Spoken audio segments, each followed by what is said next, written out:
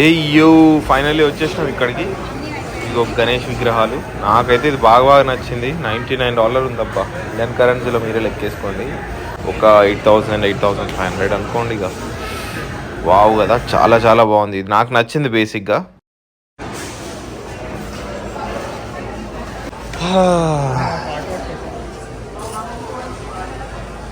So మన Ganesh ready అయిపోయాడు. Finally తీసేసుకున్నాం.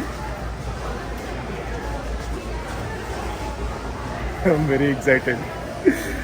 ఉన్న దాంట్లో పెద్ద గణేష్ని తీసుకున్నాం. వావ్. యాక్చువల్గా ఇక్కడ మొత్తం ఇండియన్సే ఉంటారు అనుకున్నా, కానీ ఫస్ట్ టైం అమెరికన్స్ కూడా వచ్చారు.